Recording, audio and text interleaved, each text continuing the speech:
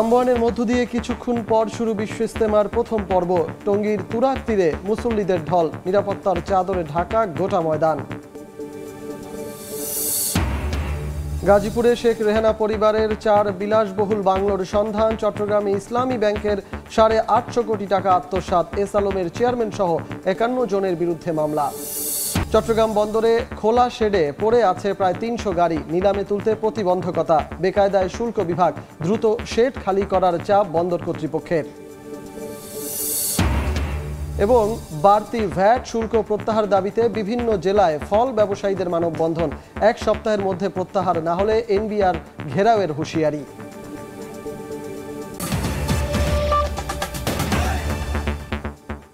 বাংলা সময় সঙ্গে আছি আমি সজল মিত্র রিচার্ড।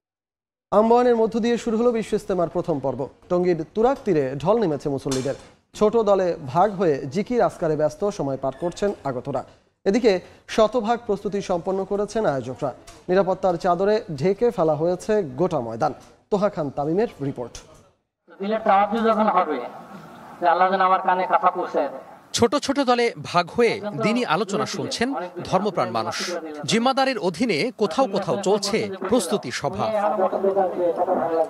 বিশ্ব ইজতেমার প্রথম পর্ব হবে 2 ধাপের, মোট 6 দিনে। প্রথম 3 দিন অংশ নেবেন 41 জেলা আর ঢাকার একাংশ। পরের 3 দিন 22 জেলার আর ঢাকার অবশিষ্টাংশ। আলহামদুলিল্লাহ ভালো লাগতেছে, অনেক মনোরম পরিবেশ। আমরা এখানে আসছি আল্লাহ রাসূলকে রাজি খুশি করার জন্য। আর আলহামদুলিল্লাহ এখানে মাঠের মধ্যে অনেক আমল হচ্ছে। এখানে আসে আল্লাহর রহমতে ভালো লাগছে, পুরো পরিবেশটা ভালো এবং সিসি ক্যামেরার আওতায় আছে পুরো। এখানে আইসা একটা দিলের একটা স্প্রে হয়, একটা আমলের একটা জজবা তৈরি হয়। আল্লাহ যেন আমাদেরকে এই আশাকে কবুল করেন। আয়োজনের প্রস্তুতি দেখতে ময়দান পরিদর্শনে আসেন র্যাবের মহাপরিচালক। এ সময় মূল মঞ্চসহ ঘুরে দেখেন আশপাশের বিভিন্ন স্থাপনা। এছাড়া আইন শৃঙ্খলা বাহিনীর সদস্যদের নিয়ে সর্বশেষ প্রস্তুতি সভা করেছে গাজীপুর মেট্রোপলিটন পুলিশ। আমরা সাদা পোশাকে নিরাপত্তা ব্যবস্থা নিয়েছি, আমরা ওয়াচ টাওয়ারের মধ্যে নিরাপত্তা ব্যবস্থা নিয়েছি, আমরা ফুড পেট্রোলের মাধ্যমে নিরাপত্তা ব্যবস্থা নিয়েছি, আমরা পিকেটিংয়ের মাধ্যমে নিরাপত্তা ব্যবস্থা নিয়েছি, আমরা সিসি ক্যামেরা সারাক্ষণই আমরা মনিটর করছি, আমরা ড্রোনের মাধ্যমে মনিটর করছি। আমাদের নিরাপত্তা যে ঝুঁকিও তেমন নাই, একমাত্র 2 দলের অন্তঃকলহ ছাড়া আর কোনো নিরাপত্তা ঝুঁকি তেমন কোনো নাই। আর পাশাপাশি এখানে ছোটোখাটো কিছু ক্রাইম হয়, পিকপকেট, মোবাইল চুরি, এই ঘটনার ব্যাপারেও যাতে আমরা সতর্ক থাকি। ওয়াচ টাওয়ার, সিসি ক্যামেরা ছাড়াও অন্যান্য বছরের মতো ড্রোনের মাধ্যমেও নজরদারি করা হচ্ছে ইজতেমা ময়দান। কোনো ধরনের দুনিয়াভি লাভের আশা না করে শুধুমাত্র সৃষ্টিকর্তার রাজি খুশির জন্যই কানায় কানায় পূর্ণ হয়েছে বিশ্ব ইজতেমা ময়দান। আগামী কয়েকদিনের এ মেহনত কল্যাণে আসবে গণমানুষের, এমনটাই প্রত্যাশা অংশগ্রহণকারীদের। তোহা খান তামিম, সময় সংবাদ, টঙ্গী, গাজীপুর। বাদ মাগরিব আম্বানের মধ্য দিয়ে শুরু হচ্ছে বিশ্ব ইজতেমার প্রথম পর্ব। টঙ্গীর তুরাগ তীরে ঢল নেমেছে মুসল্লিদের। এই মুহূর্তে ইজতেমা ময়দানে আছেন সহকর্মী আল আমিন তুষার। সরাসরি চলে যাব তার কাছে। তুষার, কিছুক্ষণ পরেই কিন্তু এবারের যে 58তম বিশ্ব ইজতেমা তার কিন্তু আনুষ্ঠানিকতা পুরোপুরি শুরু হয়ে যাবে। কেননা বারবার বলা হচ্ছিল যে এই যে মাগরিবের নামাজ এখন হচ্ছে, মাগরিবের নামাজের পরেই কিন্তু যে ইসলামী যে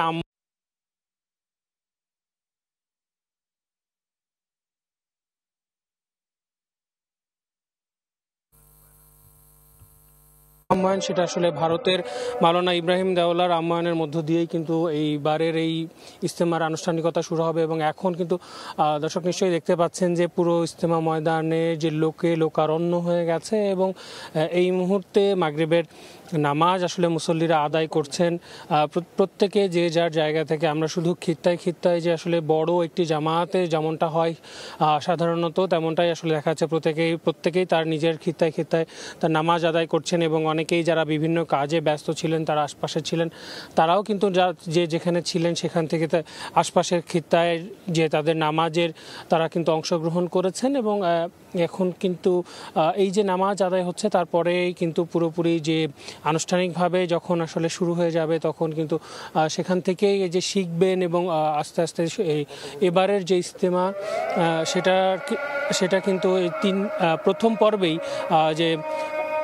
পর্বে কিন্তু দুই দফায় হচ্ছে এবং প্রথম দফায় কিন্তু ঢাকা সহ 41টি জেলার যারা মুসল্লিরা রয়েছেন তারা কিন্তু অংশগ্রহণ করেছেন এবং পরবর্তীতে ঠিক শেষ হবার পরপরই আসলে আখের মোনাজাত দিয়ে শেষ হওয়ার পরপরই কিন্তু পরের সেদিন থেকেই কিন্তু আবারও আসলে দ্বিতীয় ধাপ কিন্তু শুরু হয়ে যাবে। এবং আমরা যেমনটা জানতে পেরেছি যে শুধুমাত্র এই যে বিশাল জমায়েত 160 একর যে ইজতেমা ময়দান, ঐতিহাসিক যে ইজতেমা ময়দান তুরাগ নদের পাশে, সেখানকার যে মুসল্লিদের যেই নিরাপত্তা, তার জন্য কিন্তু আইনশৃঙ্খলা বাহিনী র্যাব থেকে আসলে বিভিন্ন আইনশৃঙ্খলা বাহিনীর পক্ষ থেকে কিন্তু নিরাপত্তা জোরদার করা হয়েছে।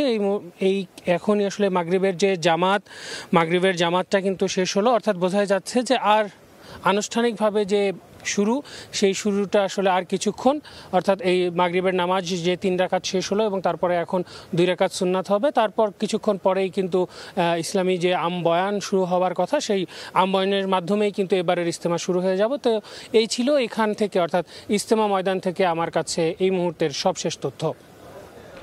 টঙ্গীর বিশ্ব ইজতেমা ময়দান থেকে আমাদের সঙ্গে সরাসরি যুক্ত হয়েছিলেন সহকর্মী আল আমিন তুষার।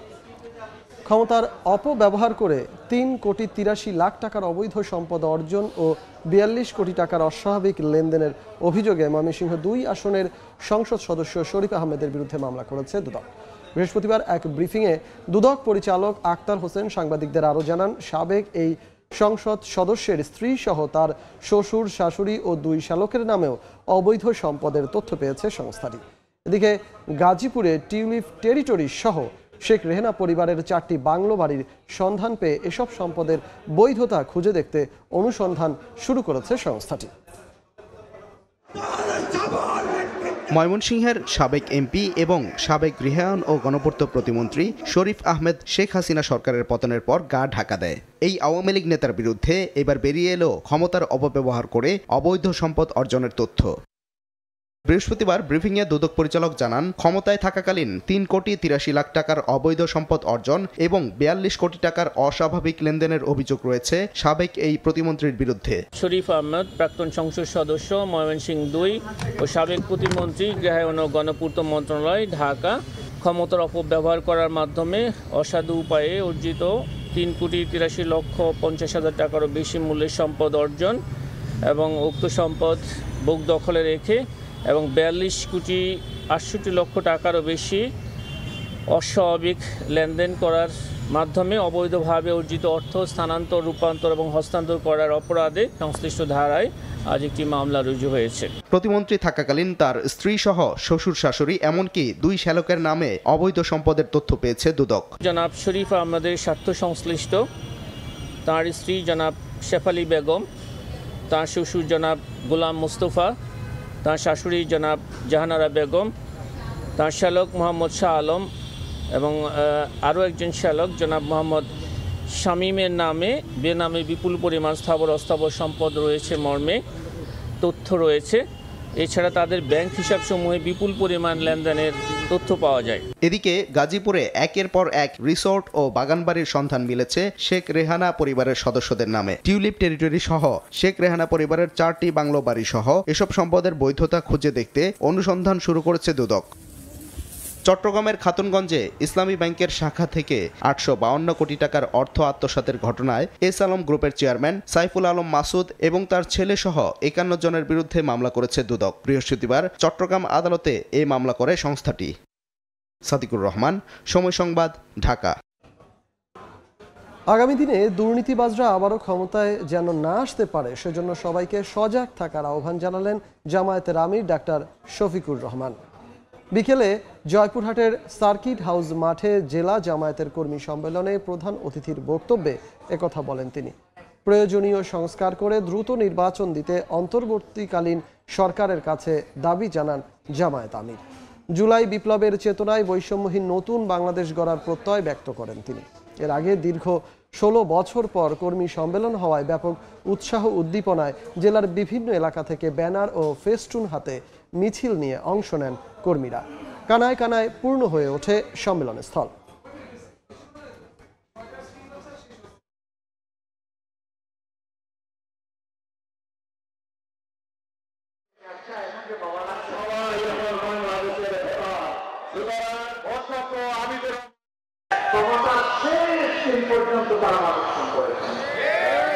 তারা সুস্পষ্ট গণহত্যা গণহত্যার বিচার আমরা চাই। প্রত্যেকটি গণহত্যার বিচার হতে হবে। আমরা সরকারকে বলি অগ্রাধিকারের ভিত্তিতে গণহত্যাকারীদের বিচার করুন, শহীদের আত্মার শান্তি পাবে। চট্টগ্রাম বন্দরের খোলা শেডে পড়ে থাকা 297টি গাড়ি নিয়ে চরম বেকায়দায় পড়েছে শুল্ক বিভাগ। মামলা থাকায় 195টি গাড়ি যেমন নিলামে তোলার ক্ষেত্রে প্রতিবন্ধকতা রয়েছে, আবার বাকি 102টি গাড়ি আদৌ চলাচল উপযোগী রয়েছে কিনা তা জানতে রিপোর্ট চাওয়া হচ্ছে বিআরটি এর কাছে। অথচ এসব গাড়ি দ্রুত শেড থেকে সরিয়ে নিতে চাপ দিয়ে যাচ্ছে বন্দর কর্তৃপক্ষ। নূরজামাল আতিকের ক্যামেরায় বিস্তারিত জানাচ্ছেন কমল দে।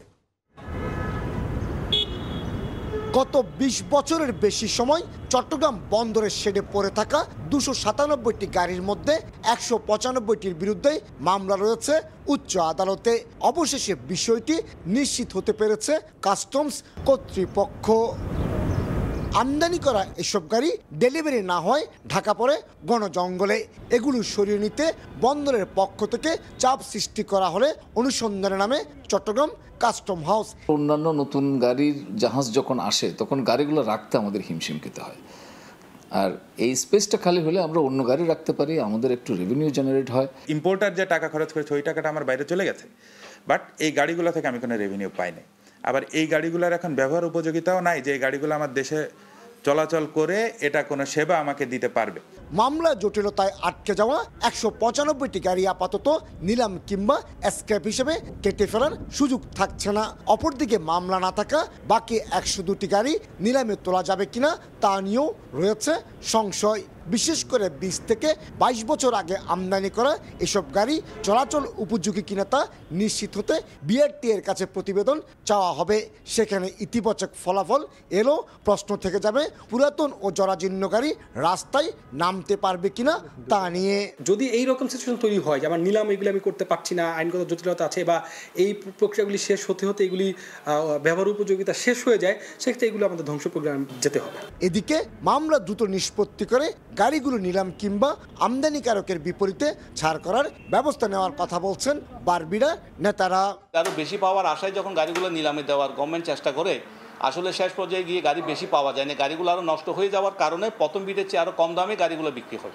শেডে দামি মডেলের প্রাইভেট কার, পাজেরো, মাইক্রোবাস যেমন রয়েছে তেমনি রয়েছে বেশ কিছু পিকআপ এবং ট্রাক।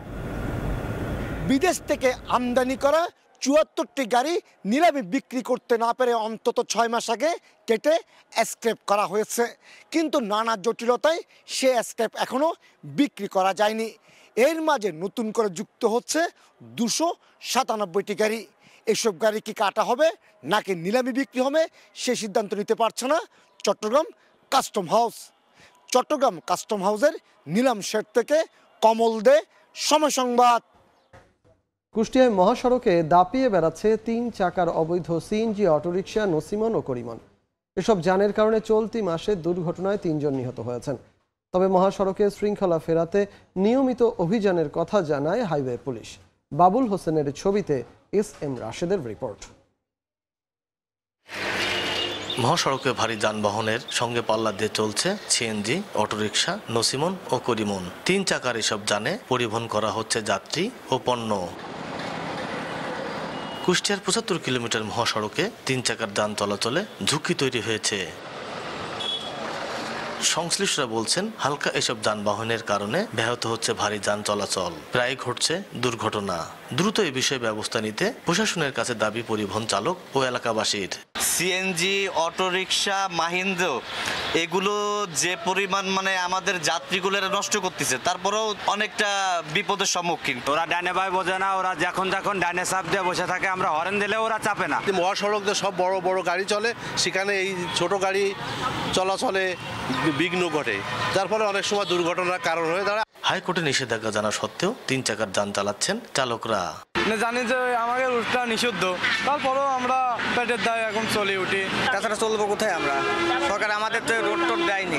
অবৈধভাবে মহাসড়কে 3 চাকার যান চলাচল বন্ধে অভিযানের কথা জানায় হাইওয়ে পুলিশ। সড়কের সার্বিক শৃঙ্খলা রক্ষার্থে এদের এই চালকদের বিরুদ্ধে নিয়মিত অভিযান পরিচালনা করা হয় এবং তাদের বিরুদ্ধে প্রসিকিউশন দাখিল করা হয়। হাইওয়ে পুলিশের তথ্য মতে চলতি মাসে কুষ্টিয়া মহাসড়কে 13টি দুর্ঘটনায় 3 জন নিহত ও 24 জন আহত হয়েছেন। এসব ঘটনায় মামলা হয়েছে 3টি। এসএম রাশেদ, সময় সংবাদ, কুষ্টিয়া। দেখছেন বাংলার সময়। সার্ভার জটিলতায় রাঙামাটিতে স্মার্ট কার্ডে টিসিবির ভর্তুকি মূল্যের পণ্য বিক্রয় কার্যক্রম স্থগিত করা হয়েছে। সকালে শহরের পৌরসভা কার্যালয়ের সামনে টিসিবির পণ্য বিক্রয় করতে এলে এই জটিলতায় পড়েন ডিলার। এতে পণ্য না পেয়ে খালি হাতে ফিরে যান কার্ডধারীরা। সকাল থেকে 2 ঘন্টার বেশি সময় লাইনে দাঁড়িয়ে থাকার পরও পণ্য সংগ্রহ করতে পারেনি তারা। এতে চরম ভোগান্তিতে পড়েন তারা। সার্ভার ঠিক হলে পণ্য বিক্রির পরবর্তী তারিখ জানিয়ে দেওয়া হবে বলে জানান টিসিবির ডিলার।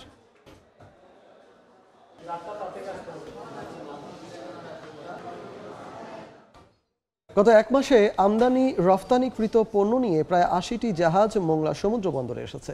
বন্দর কর্তৃপক্ষ জানায়, জাহাজ আগমন, কন্টেইনার হ্যান্ডেলিং, গাড়ি আমদানি, কার্গো হ্যান্ডেলিং সহ বিভিন্ন পণ্য আমদানি রফতানির সব সূচকেই ঊর্ধ্বগতি অবস্থানে রয়েছে মোংলা সমুদ্র বন্দর। ফলে এ বন্দরের মাধ্যমে বৃদ্ধি পেয়েছে রাজস্ব আয়। একই সঙ্গে বন্দরকে ঘিরে বাস্তবায়ন হচ্ছে নানা প্রকল্পের কাজ। চ্যানেল ড্রেজিং, রেল যোগাযোগ আর পদ্মা সেতুর সুফল পাচ্ছে মোংলা বন্দর। সব মিলিয়ে চলতি অর্থ বছরে এ বন্দর দিয়ে মোট 65 লাখ পণ্য আমদানি রপ্তানি হয়েছে। সাতক্ষীরায় অনুষ্ঠিত হলো 2 দিনের তারুণ্যের মেলা। জেলা শহরের শহীদ আব্দুর রাজ্জাক পার্কে বুধবার শুরু হয় মেলা। আজ ছিল শেষ দিন।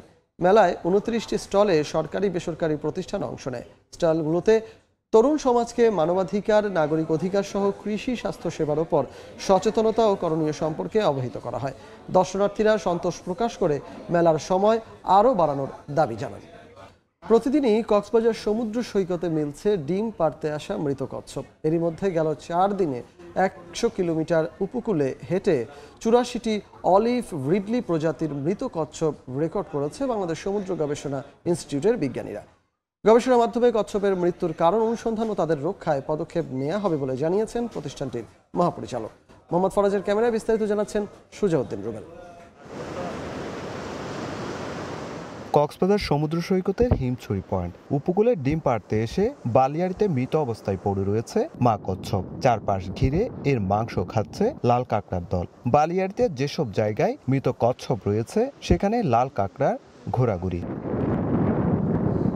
মূলত ডিম দিতে জন্মস্থানেই ফিরে আসে সামুদ্রিক কচ্ছপ, কিন্তু কক্সবাজার সমুদ্র উপকূলের বালুকাবেলায় প্রাণ যাচ্ছে তাদের। স্থানীয়দের দাবি, নানা কর্মকাণ্ডে সৈকত বৈরী হয়েছে আগেই, সাগরও এখন আর নিরাপদ নয়। গেল 2 বছর ধরে বাড়ছে বালিয়াড়িতে ডিম পাড়তে আসা মা কচ্ছপের মৃত্যু।